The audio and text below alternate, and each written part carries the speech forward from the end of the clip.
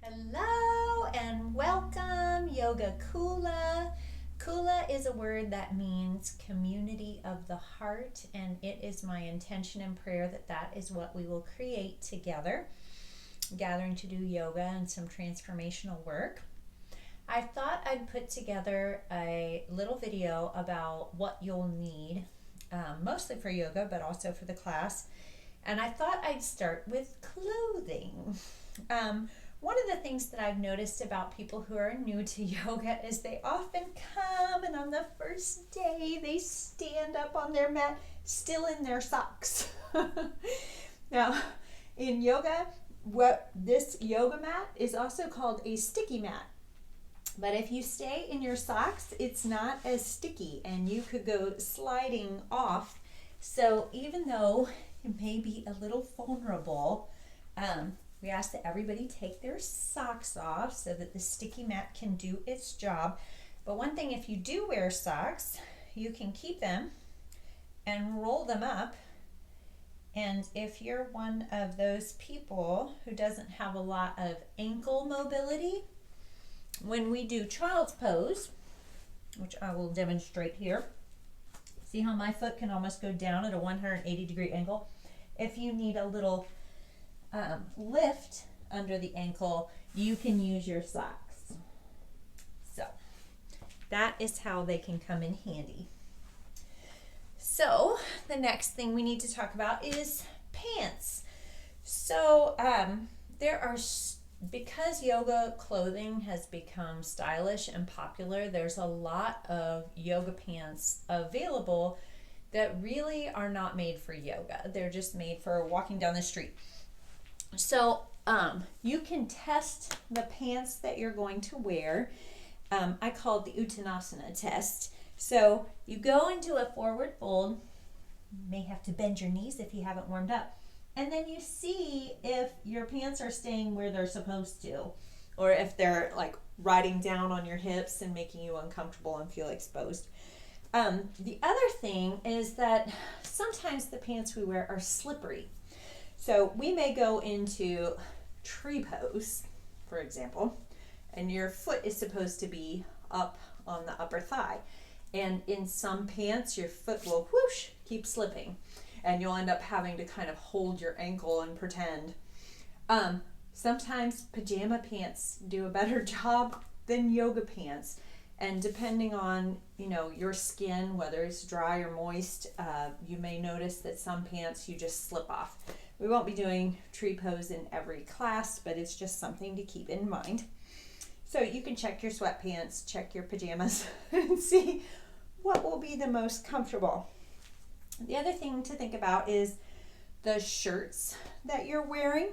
And I do a test for that with down dog. So if you get in down dog, sometimes if you're wearing big and comfy clothing, what will happen is your shirt droops and you end up being a literal navel gazer, looking down your own shirt, which is kind of an uncomfortable focal point to be in. And sometimes if you're wearing clothes that ride up a little bit, you feel like you're pulling and adjusting. So getting that right can be helpful so that you can actually focus and be calm and centered like yoga is supposed to make us. The other thing to think about is hair. And if we have our hair down, I have crazy hair. And let's say we're going into like a triangle pose and we go to turn. You can have your hair be in your face and then be having to fuss with it, and maybe that throws your balance off. So I like to wear my hair either in a really high bun so that if when we lay down, that doesn't get in the way, or to just keep a loose ponytail with a scrunchie. So when we're in supine poses, you can just pull out your ponytail and lay down. And when we're doing standing and forward folds and all that, where our hair would kind of get in the way, you can just put it back. So that's about clothing. And now I wanted to talk a little bit about actual props. So I got this mat a long time ago, maybe a couple years ago, from Hugger Mugger. It's a good brand.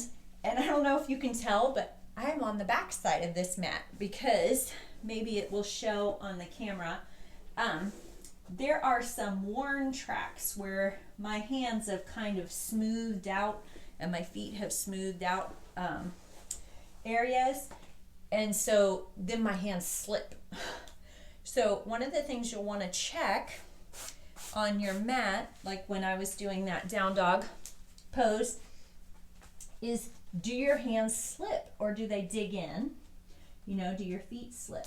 Because you don't want to be, let's say we're in Prasarita Padottanasana and your mat is slippery and your foot goes out and all of a sudden you're in a straddle that you didn't intend to be in. Then it would not be safe and overstretch you.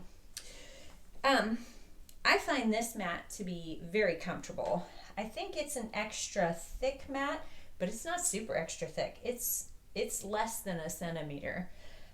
Some exercise mats that they make can be almost an inch thick, and they make them for different things. They're not for yoga.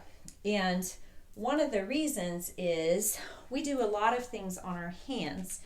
And if you're in too much squish, you can't pick up the carpal tunnel away from the mat. You'll just go down into that deep squish and you'll end up putting weight on the carpal tunnel. But if you have sensitive knees and you want a little more squish for that, then you can do a second mat so that it's, ooh, that feels nice, squishy for the knees, but then the hands can be on something thinner. And we're already going to be on industrial carpet, so there's already going to be just a little bit of give there. And if you don't want to haul around two mats and you have sensitive knees, you can have your blanket for that. So that feels really nice also when you're in a pose that requires you to be on the knees. I do want you to invest in some blocks. So this is where there's a little investment at the beginning, but it's worth it. So I brought some examples of blocks here. So this is a skinny block. This is a standard size block. Can you see the difference in thickness and size here? So I really want you to have the bigger blocks. And they come in foam and they come in cork. You can find them in wood. Iyengar, one of the people who brought yoga to the West, all his blocks are wood.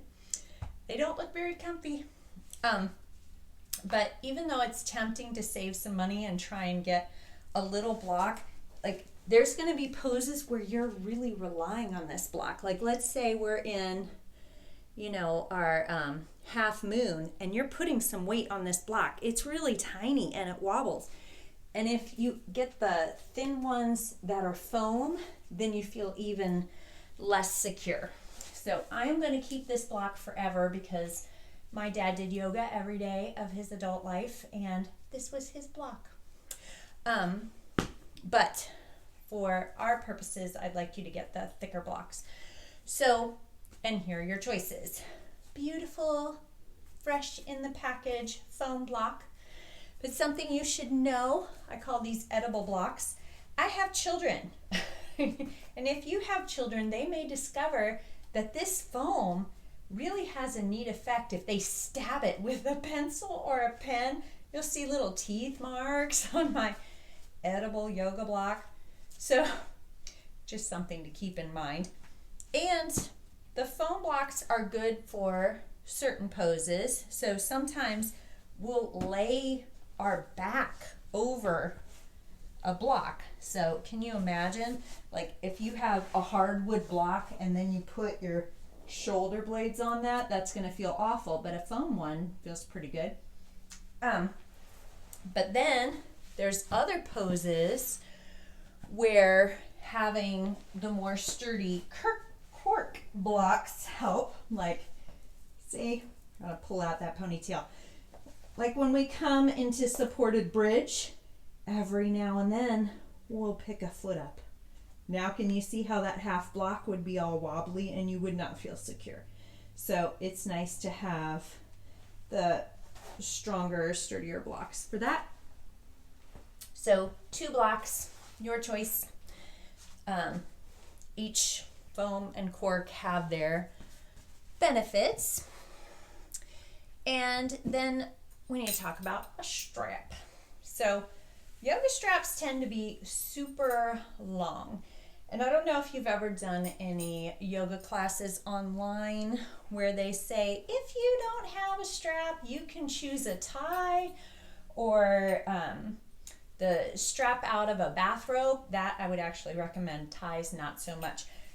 Part of the reason you need a strap that's so long is some of the things that we do with it. So let's say we were stretching out the leg. This pose is actually a knee to toe pose. But if your hamstrings aren't as flexible, then you wrap the strap around and see how far my hands get to be away from the foot, but I'm still getting the benefit of the stretch, you know, things like that. So these yoga straps are really good. They tend to come with D-rings on the end. I've seen these in plastic. I really like them in metal. And once you kind of cinch these together, then you have a really nice, strong, big or small circle. I think I'll show you one pose that's kind of fun. This is a neck stretching pose. So we do what we just did behind the foot and behind the head and let the head hang in the strap, which can feel really good. But you can see why we'd want a really secure set of D-rings so that we can do this and not have it come undone. And how anything shorter, like a bathrobe strap or a man's tie, just wouldn't be enough. So blocks, strap, and then it's nice to have a blanket. Some people use a bath towel and that works also. I don't know if you saw at the beginning, I was sitting on the edge of this folded blanket. And that just lifts the sit bones a little so the pelvis tilts, it puts a little arch in the back and it's easier to sit up straight. But also at the end of almost every yoga class, it's a rare thing that we would end in meditation. We go into Shavasana, which is lay on your back, cool down, incorporate everything pose. So we're just laying like this. And after we've been working, especially if you sweat it all, you can get cold. So it's nice to have that blanket not only for, you know, sitting upon and using as a prop, but then to have as a blanket for this final relaxation. And I am hoping, if you all are game, that at the end of our classes, instead of going and sitting in chairs to do our talking and discussion, that we'll just kind of circle up our mats and sit on the floor. And then it'll feel really nice to have a blanket for that. So that's it for props. You want a mat or 2, a blanket, 2 blocks, a strap, and that will really be all we'll ever need. There are more yoga props. You can find them online at companies like Hugger Mugger if you're interested. The other things we'll be needing are a Bible, of course, and online is just fine. A notebook, and we're going to be using this as a journal. So before each yoga session, we're going to be journaling. When we finish, we'll journal a little bit just to keep a record of how things are shifting and how we're doing. And then as we journal and grow using the transformation journal during the week, we'll have this nice record for how we're growing and changing over time. So then maybe at the 6-week mark, I'll say, you know, go back through your journal and see what has shifted from the first day till now. And we'll be doing those kind of check-ins. So a rather thick notebook would be good. And I just realized mine does not have holes in this, and that would be nice because we want this and our binder to fit together. You'll also need a binder. I am using a big one just to begin with because I know how many handouts I'm going to give you over the space of a year, because we'll be meeting, you know, every week. And you may want to buy page protectors. I'll be sending out an email every week with the handouts. Like in this first class, I think there's 4.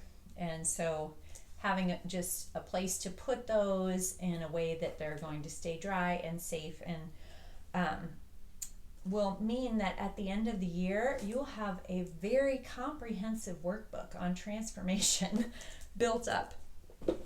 So I think that's all the props we'll be needing. And if you have any questions, just reply to this email and I will get back with you. Thank you so much. Looking forward to seeing you. Bye-bye.